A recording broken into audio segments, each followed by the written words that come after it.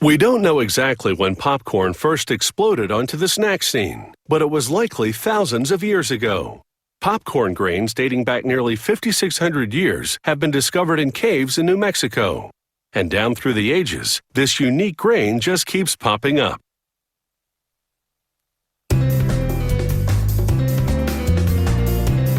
Nothing says it's showtime like a big bowl of popcorn. This grain has certainly made it big in the entertainment biz. This success story has its roots on the farm, of course. Popcorn is one of 6 types of corn, and it's the only kind that pops. They even breed the popcorn plant to enhance traits like color, taste, and poppability. By fall, the crop is ready to harvest. Peeling back the husks reveals kernels that are smaller and harder than those of other corn. At harvesting, popcorn has moisture content of 16 to 20%. That's a bit too high, so to bring it down to 14%, they condition the crop in these giant bins, pumping warm air up through it to accelerate the drying. It's a critical step. Popcorn that's too dry may not pop, and if it's too wet, it could spoil when stored. In the factory, a series of oscillating screens sift chunks of cob and broken kernels out of the popcorn. Vacuum pipes pull the finer impurities to a dust collector and suck the larger impurities into a chute. They end up in a waste bin to be discarded or used in animal feed. At this junction, the system funnels the filtered popcorn in one direction and the impurities in another. It's the perfect opportunity to see the difference between the two streams. The purification process continues at the gravity table. Its vibrating action, along with powerful fans, cause the popcorn to rise and float on air. In the process, kernels that are too heavy or too light gravitate away from the center and are shunted aside.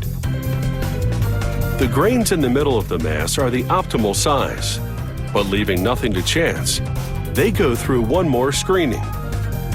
The kernels now head into a very different kind of sorter.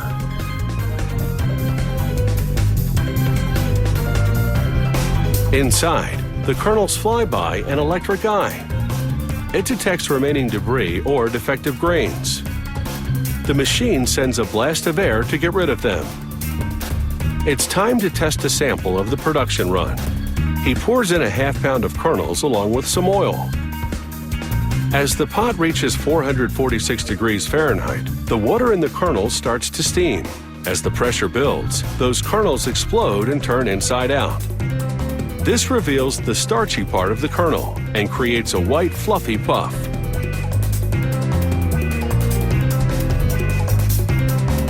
To pass this test, the popcorn has to expand 44.5 times the original volume. The tester loads the pop puffs into a tube with measurements on it, and this batch of popcorn is right on the mark. As you can see, a little bit of popcorn can really go a long way. From a pea-sized kernel to a puffy white treat in a matter of minutes. And although popcorn kernels come in a range of colors, that starchy part that's exposed by popping is always white.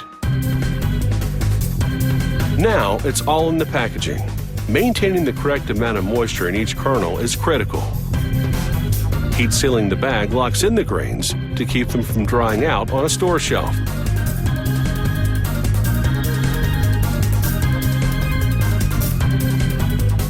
This paper bag, destined for the concession market like movie theaters, is multi-layered. It includes a vapor barrier to control moisture loss. It's taken 6 months to grow this popcorn and a couple of weeks more to process it. But it will all be worth it at snack time.